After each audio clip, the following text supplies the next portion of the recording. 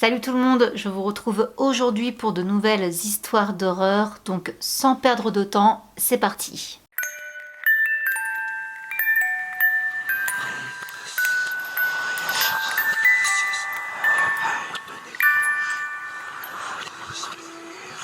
Alors, les histoires que je vais vous raconter aujourd'hui sont toutes les deux des histoires paranormales. Et on démarre maintenant avec la première histoire, ma sœur hantée. Je n'ai pas le nom de la personne qui raconte, donc on va l'appeler, comme d'habitude, on va inventer un nom, Sophie. Cette histoire se déroule il y a 7 ans. À cette époque-là, Sophie avait 15 ans et sa petite sœur 2 ans. Un jour, l'oncle de Sophie était venu dormir chez eux. Et à mon avis, il a dû y rester un petit moment vu ce qu'elle nous raconte. Du coup, elle s'est retrouvée à partager la chambre avec sa petite sœur. Elle nous explique que dans sa chambre, son lit est en hauteur. Par conséquent, les parents pouvaient installer le landau de sa petite sœur en dessous son lit. Les 3 premières nuits, tout se passe bien. Parfois, sa petite sœur poussait des cris pendant la nuit, mais elle se rendormait assez rapidement. Et c'est à partir de la 4e nuit que les choses ont commencé à prendre une tournure étrange. Sophie nous dit qu'il devait être aux environs d'1h du matin et qu'étant de nature insomniaque, elle ne dormait pas, du coup elle était dans son lit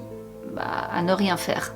Quand tout à coup, elle entend une voix. Elle n'arrivait pas à distinguer ce que la voix disait, mais elle entendait clairement quelqu'un en train de parler. C'était une voix enrouée d'homme. C'est le genre de voix que peut avoir une personne qui fume beaucoup. Sophie s'est dit que peut-être que finalement elle n'était pas si bien réveillée que ça et que voilà, elle était peut-être un petit peu entre le sommeil et l'éveil. Du coup, bon, elle ne relève pas plus que ça. Mais là, elle entend la voix de sa petite sœur répondre à cette voix masculine. Du coup, elle se redresse et elle se penche par-dessus son lit pour voir ce qui se passe dans le landau de sa sœur. La porte est fermée, les fenêtres sont fermées, il n'y a pas d'ombre au-dessus de la petite, donc personne. Et à ce moment-là, elle n'entend plus rien. Du coup, elle se rallonge et elle arrive enfin à s'endormir. Le lendemain, elle raconte à ses parents ce qui s'est passé. Bien évidemment, ils ne la prennent pas du tout au sérieux, se moquent un petit peu d'elle. Et du coup, Sophie interroge sa petite sœur devant les parents en lui demandant s'il y avait quelqu'un avec elle cette nuit. Ce à quoi sa petite sœur va répondre « Oui, il y avait un monsieur qui me parlait ». Sophie, du coup, regarde ses parents, mais il la croit toujours pas. Du coup, Sophie interroge encore sa petite sœur et lui demande « Qu'est-ce que voulait ce monsieur ?» La petite fille lui répond qui lui a demandé de se pousser pour qu'il s'allonge à côté d'elle. Ce à quoi les parents de Sophie se mettent tout simplement à rire et naturellement ça a énervé Sophie. Elle sait qu'elle n'est pas folle, elle sait très bien ce qu'elle a entendu, elle sait qu'elle n'invente pas et que sa petite sœur n'est pas du style à mentir, donc si ça n'était pas arrivé, elle ne dirait tout simplement pas ça. Du coup, Sophie décide de checker le lit de sa sœur cette nuit. Le soir venu, de nouveau aux alentours d'1h du matin, elle entend une voix. Sauf que cette fois-ci, ce n'est pas la voix de l'homme qu'elle a entendu la nuit précédente, mais celle d'une femme. Sophie se redresse sur son lit, la porte de la chambre est fermée, la fenêtre également. Elle ne voit pas l'ombre de quelqu'un dans la pièce. Du coup, elle décide de pencher sa tête par-dessus la rambarde de son lit pour regarder donc le petit lit de sa sœur. Et là, elle voit sa sœur allongée dans son lit. Et là, elle distingue une masse sombre roulée en boule contre sa petite sœur. Sachant que sa petite sœur dort tout le temps avec tout un tas de peluches, elle se dit que ça doit être tout simplement une peluche qu'elle voit pas très bien dans le noir. Donc elle décide de ne pas chercher plus loin et elle se couche, elle s'endort. Le lendemain, cette fois-ci, elle n'en parle pas à ses parents parce qu'elle sait pertinemment qu'ils vont se moquer d'elle et de toute façon, elle n'est pas certaine de ce qu'elle a vu. Mais elle repose encore les mêmes questions à sa petite sœur. Elle lui demande s'il y avait une dame cette nuit avec elle et sa petite sœur lui répond « Il y avait madame et elle m'a demandé comme monsieur ». Du coup, Sophie là se dit que clairement, elle n'a pas rêvé, que l'espèce de masse sombre qu'elle a vue à côté de sa sœur n'était donc pas une peluche, mais bien quelque chose. La nuit suivante, à nouveau, Sophie ne ferme pas l'œil et encore une fois, à 1h du matin, elle n'entend pas cette fois-ci une voix, mais 2 voix. Celle de l'homme qu'elle avait entendue la première fois et celle de la femme. Elle se redresse sur son lit comme les autres nuits. Elle regarde, la porte est toujours fermée, la fenêtre est toujours fermée. Sauf que cette fois, elle voit 2 ombres debout à côté du lit de sa petite sœur. Elle se rapproche de la rambarde de son lit et elle voit que les ombres bougent. À ce moment-là, dans ces deux silhouettes noires, elle distingue deux paires d'yeux qui se retournent vers elle et qui la regardent. Des yeux lumineux, nous dit-elle. Et à ce moment-là, Sophie est tellement terrifiée qu'elle est incapable de bouger ni même de détourner ses yeux. Et au moment où l'une des deux ombres se met à lui tendre la main, pouf! Comme si qu'un courant d'air était passé, les deux ombres se sont dématérialisées, évaporées. À ce moment-là, Sophie a même senti ce courant d'air glacé sur elle. Ça lui en a donné la chair de poule alors que la fenêtre était fermée. Depuis ce jour, il ne s'est plus rien reproduit d'étrange. Sa petite sœur ne crie plus la nuit. 1 an plus tard, cette histoire la travaille encore. Elle sait qu'elle n'est pas folle, elle sait ce qu'elle a vu, elle sait ce qu'elle a entendu, mais elle n'a aucune explication rationnelle à ceci. Donc là, il y a deux opinions complètement différentes à se faire. Est-ce que Sophie, peut-être par fatigue ou quoi, a inventé ces choses? Mais dans ces cas-là, ça n'explique pas que sa petite sœur lui ait confirmé ce qu'elle a entendu, ce qu'elle a vu.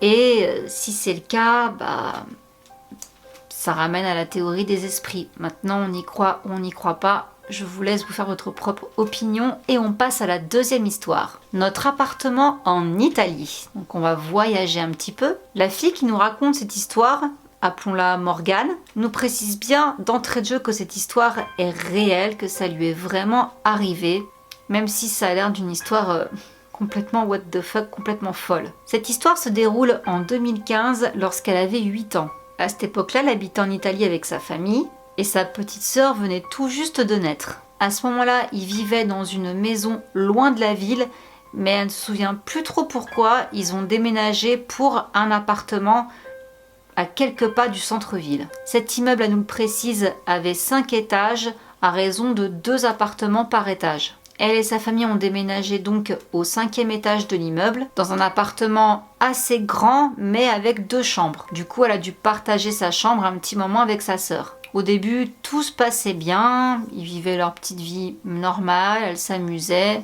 Vraiment, tout allait pour le mieux dans ce nouvel appartement. Et un soir, aux alentours de 22h, elle était avec sa mère quand elle lui a demandé d'aller lui chercher une bouteille d'eau dans la cuisine. Morgane n'a pas peur du noir, donc elle est rentrée dans la cuisine sans allumer la lumière. Il y avait déjà la lumière du couloir qui l'éclairait suffisamment. Les bouteilles d'eau se trouvaient par terre, elle se penche pour en prendre une. Quand elle a senti le souffle de quelqu'un derrière elle, elle se retourne, personne.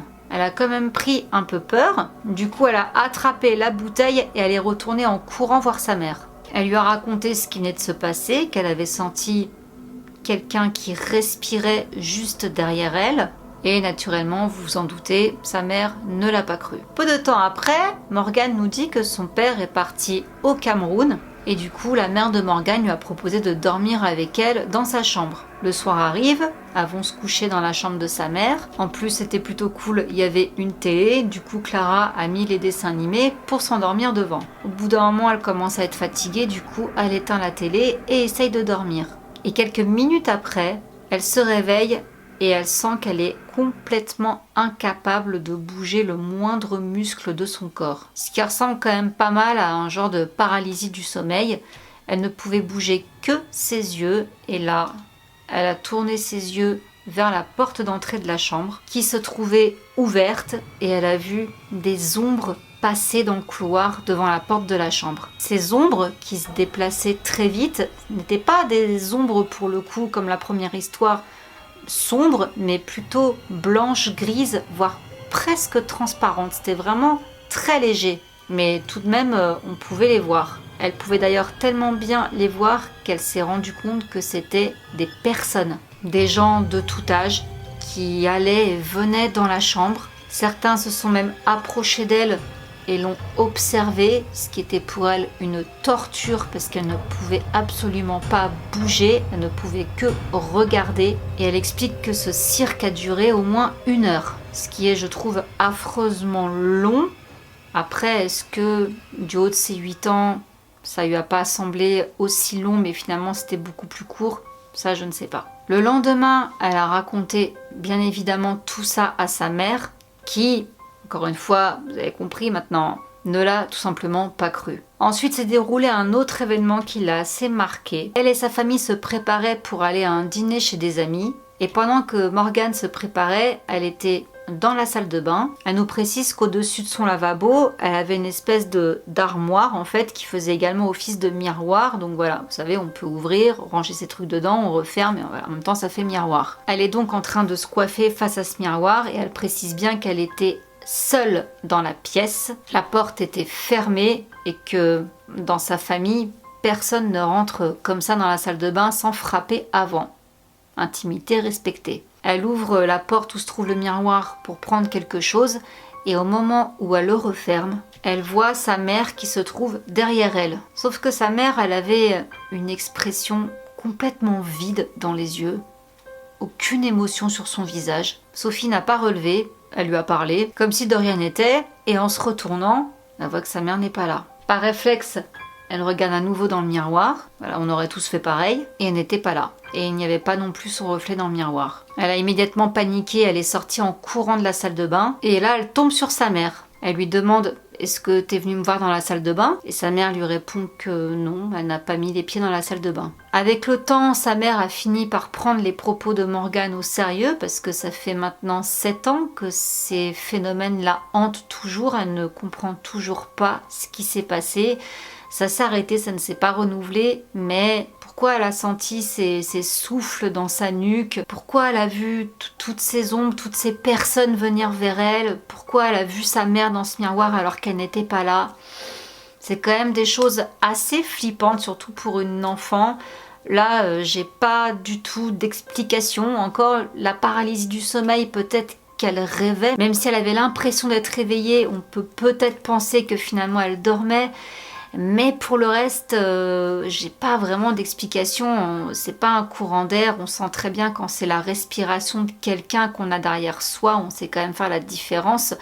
Et pour le coup de sa mère dans le miroir, là, je vois pas d'explication rationnelle à ça. Je pense pas que Morgane soit complètement délirante ou folle. Donc là, pour moi, la question des esprits s'impose un petit peu. Qu'en pensez-vous? N'hésitez pas à me le dire. Débattons sur le sujet. Croyez-vous aux esprits ou non? Personnellement, je vous ferai peut-être une vidéo sur des choses que j'ai entendues, qui sont arrivées à des proches à moi, pas à moi personnellement, Dieu m'en garde, parce que je pense que je flipperais, mais genre grave. Mais si ça vous intéresse que je vous raconte des choses qui sont arrivées à des proches, n'hésitez pas à me le mettre dans les commentaires parce que j'ai vraiment entendu des trucs de fous, de personnes qui je sais ne mentent pas. Parce que voilà, il y a quand même toujours à prendre et à laisser. Mais vraiment des trucs assez dérangeants. Là, je vais faire une petite parenthèse. Si la vidéo vous a plu, voilà, vous pouvez vous arrêter là pour les trades. Je tenais vraiment à vous remercier. Je suis une toute petite chaîne. On n'est pas nombreux, mais je vois quand même que, malgré que vous ne soyez pas nombreux, vous êtes impliqués pour la plupart. Ça me fait trop plaisir, en fait, je ne savais même pas à quel point. Donc je voulais vraiment vous dire merci, merci pour vos interactions. Et voilà, je vous fais plein de gros bisous. Merci encore et je vous dis à la semaine prochaine pour un nouveau trade et à dimanche pour une vidéo tea time. Mouah. Bisous, ciao!